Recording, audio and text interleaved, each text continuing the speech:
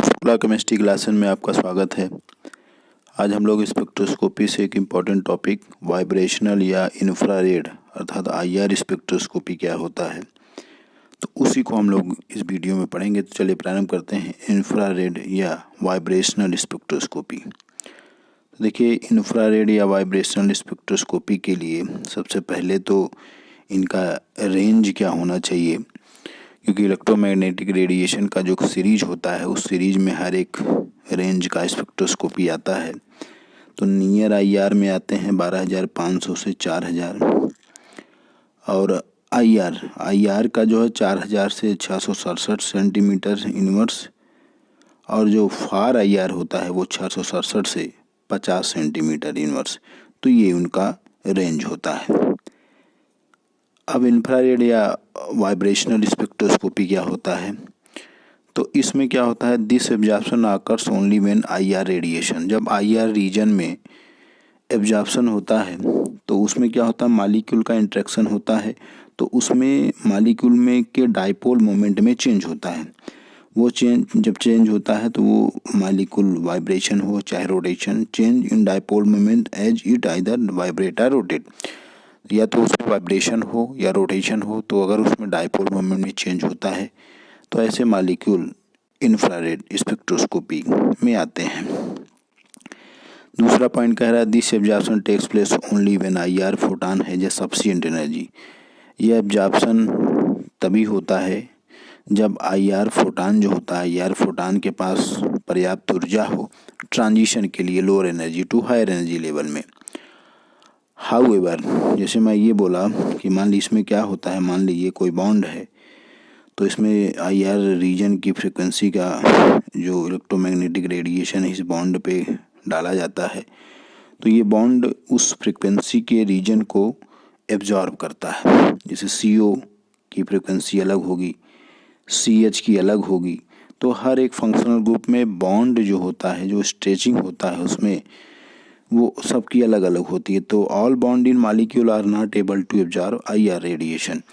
तो जितने भी मॉलिक्यूल में बॉन्ड होते हैं वो सभी एब्जॉर्प्शन नहीं कर पाते हैं, सबकी अलग अलग अपनी एक प्रॉपर्टी होती है। जैसे चेंज इन डाइपोल मोमेंट होना चाहिए, जैसे H2O है तो यहाँ चार्ज का सेपरेशन है तो यहाँ पे डाइपोल मोमेंट का चेंज हुआ। NH3 है तो यहाँ पे भी डाइपोल मोमेंट चेंज होगा, चार्ज का सेपरेशन है। HCl हो गया। तो ऐसे मॉलिक्यूल आईआर स्पेक्ट्रोस्कोपी में एक्टिव होते हैं जिसमें डाइपोल मोमेंट में चेंज होता है। अब अगला पॉइंट हम लोग देखेंगे मोड ऑफ वाइब्रेशन। तो ये मुख्यतः दो प्रकार का होता है, कि स्ट्रेचिंग होता है, दूसरा बेंडिंग वाइब्रेशन होता है। स्ट्रेचिंग क्या होता है कि इसमें क्या होता है, distance between two atom either increases और डिक्रीजेज। इसमें जो डिस्टेंस होता है एटम के बीच में वो या तो इंक्रीज करेगा या तो डिक्रीज करेगा। जैसे मान लीजिए एग्जांपल है सिमेट्रिकल। तो स्ट्रेचिंग दो प्रकार का होता है, एक सिमेट्रिक स्ट्रेचिंग, एक एसिमेट्रिक स्ट्रेचिंग। सिमेट्रिक में देखिए दोनों को एक ही साइड में इसको स्ट्रेच किया गया है तो ये बॉन्ड लेंथ जो है बढ़ गया है। लेकिन एसिमेट्रिक स्ट्रेचिंग में एक को ऊपर स्ट्रेच किया गया तो एक को नीचे, एक दूसरे के अपोजिट में हो रहे हैं।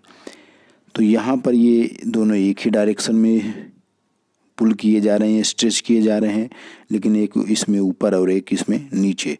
तो जब एक ही डायरेक्शन में जा रहे हैं तो इसको सिमेट्रिक, और अपोजिट जा रहे हैं तो एसिमेट्रिक स्ट्रेचिंग कहा जाता है। इसमें केवल distance between two atom either increase या डिक्रीज करे। तो देखिए इसमें इंक्रीज कर रहा है, तो लेकिन इसमें क्या है, ये वाला तो इंक्रीज करेगा लेकिन ये वाला डिक्रीज कर जाएगा, तो इसको एसिमेट्रिक स्ट्रेचिंग बोलते हैं। दूसरा होता है बेंडिंग वाइब्रेशन। बेंडिंग वाइब्रेशन भी फॉलोइंग टाइप होता है। एक होता है इन द प्लेन का दो प्रकार होता है, रॉकिंग और सीजरिंग। एक होता है out of the plane, wagging और ट्विस्टिंग। रॉकिंग क्या होता है, रॉकिंग में movement of atom takes place in same direction with change their bond axis.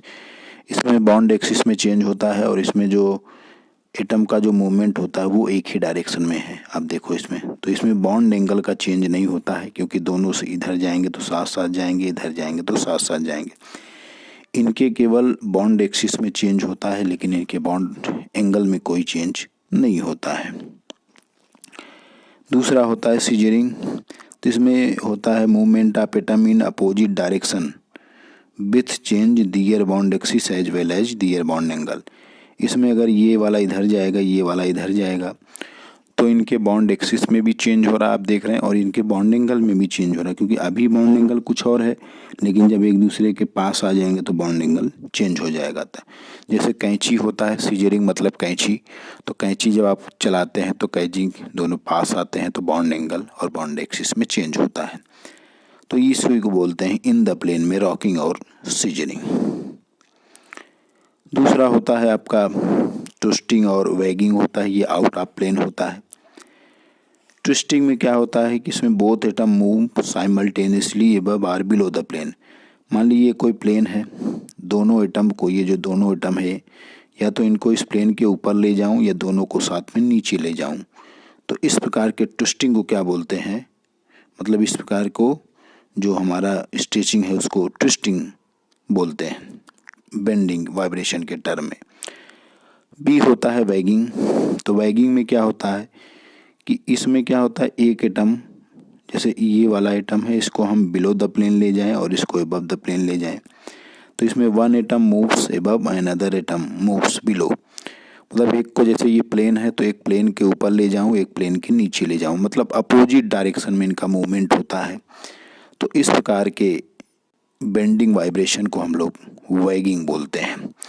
तो ट्विस्टिंग में दोनों इस प्लेन के या तो दोनों साथ साथ ऊपर जाएंगे या दोनों साथ साथ बिलो द प्लेन आएंगे, लेकिन वैगिंग में एक ऊपर जाएगा तो दूसरा नीचे आएगा। इसीलिए देखिए प्लस माइनस लिखा हुआ है, यहाँ प्लस प्लस लिखा, मतलब या तो दोनों साथ ऊपर जाएंगे, दोनों साथ नीचे आएंगे। तो ये बेंडिंग और स्ट्रेचिंग होता है। अब हम लोग वाइब्रेशनल मोड्स कैसे निकालते हैं। तो वाइब्रेशनल मोड के निकालने के लिए दो हैं, एक होता है आपका लीनियर और एक होता है नॉन लीनियर। तो लीनियर के लिए अगर स्ट्रेचिंग निकाले, मतलब लीनियर में अगर निकालूं तो लीनियर का फार्मूला होता है 3 माइनस एन। मतलब ऐसे देखा जो 3 माइनस ट्रांसलेशनल प्लस रोटेशनल, तो यहाँ से कैलकुलेट करने के बाद ये आया है 3 माइनस 5। अब यहाँ से वाइब्रेशन मोड्स, हम वाइब्रेशन फ्रीक्वेंसी निकाल सकते हैं। वाइब्रेशन मोड कितने हैं, तो लीनियर होगा 3 माइनस एन, तो इसमें एन माइनस 1 स्ट्रेचिंग निकाल दिए, जो बचेगा वो बेंडिंग हो जाएगा, जहाँ एन क्या है, नंबर ऑफ एटम है। जैसे मैं एक एग्जांपल के थ्रू इसको समझूं, मान लीजिए कोई एसिटिलीन है, तो यहाँ एन की संख्या जो है 4 है, तो ये लीनियर होता है चूँकि, तो यहाँ पर अगर हम स्ट्रेचिंग निकालें तो ये हो जाएगा 4 1 1 माइनस, ये 3 हो जाएगा। लेकिन बेंडिंग अगर मैं इसको पूछूं तो 2 गुणे 4 माइनस 4, तो ये 4 आ जाएगा। तो टोटल कितना आ जाएगा, 7 आ जाएगा। डायरेक्ट अगर हम निकालते हैं 3n माइनस 5 से, तो 3 गुणे 4 माइनस 5, 12 में 5 गए 3 चौक 12 में 5 गए 7। तो इसमें स्ट्रेचिंग जो है 4 है, तो 3 इसका आया स्ट्रेचिंग वाले का, और बेंडिंग वाले का 2n माइनस 4 है, तो 2 गुणे 4 माइनस 4, तो ये कितना आ गया 4। तो 4 और 3 7। मतलब लीनियर के लिए जो 3n माइनस 5 का फार्मूला है वो 7 उससे भी आएगा, और उसको अलग अलग हमें स्ट्रेचिंग और बेंडिंग में भी डिवाइड कर सकते हैं, तो 3 और 4 आएगा। दूसरा है नॉन लीनियर मॉलिक्यूल। इसमें स्ट्रेचिंग और बेंडिंग को कैसे निकालेंगे, तो नॉन लीनियर मॉलिक्यूल के लिए 3n माइनस 6 होता है, स्ट्रेचिंग के लिए n माइनस 1 होता है, और बेंडिंग के लिए 2n माइनस 5 होता है।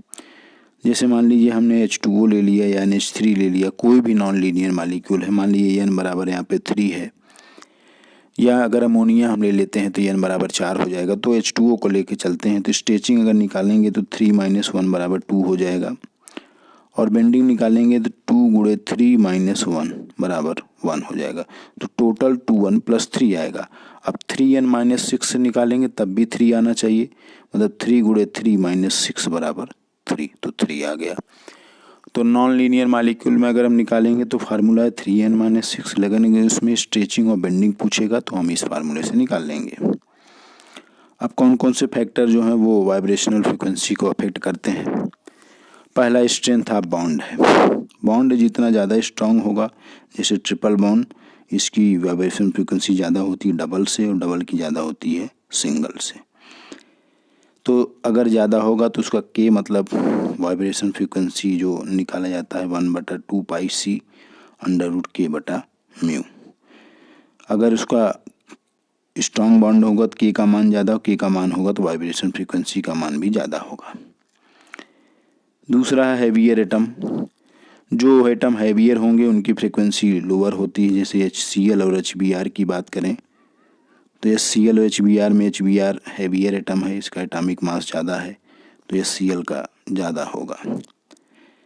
हाइब्रिडाइजेशन, तीसरा पॉइंट, हाइब्रिडाइजेशन भी है, वाइब्रेशनल फ्रीक्वेंसी को अफेक्ट करता है। तो सबसे ज़्यादा वाइब्रेशनल फ्रीक्वेंसी SP का होता है, फिर SP2, फिर SP3 का। तो जब आप देख सकते हो ये है, इस कार्बन का हाइब्रिडाइजेशन SP है तो यहाँ 3300/सेंटीमीटर, इस वाले का SP2 है तो 3100, इसका SP3 है तो 2900/सेंटीमीटर। चौथा पॉइंट है स्ट्रेचिंग वाइब्रेशन जो होता है वो बेंडिंग से हायर होता है। जो आपने पीछे पढ़ा कि स्ट्रेचिंग और वाइब्रेशन और बेंडिंग, तो स्ट्रेचिंग का जो होता ज़्यादा होता है। तो अगर हमने CH बेंडिंग कहा तो 1330 से 1340/सेंटीमीटर होगा, लेकिन स्ट्रेचिंग कहा तो 3000 से 3100/सेंटीमीटर होगा। पांचवा पॉइंट है रेजोनेंस। रेजोनेंस क्या काम करता है? वाइब्रेशन फ्रीक्वेंसी को घटाता है, क्योंकि जब रेजोनेंस होगा तो वहाँ जो सिंगल बॉन्ड होता है जो डबल बॉन्ड होता है वो सिंगल में कन्वर्ट हो जाता है। तो अभी हमने आपको पीछे बताया कि बॉन्ड स्ट्रेंथ बढ़ने से वाइब्रेशन फ्रीक्वेंसी वो घटती है, लेकिन रेजोनेंस होगा तो डबल सिंगल में जाएगा तो बॉन्ड स्ट्रेंथ कम हो जाएगा, इसलिए फ्रीक्वेंसी कम हो जाती है।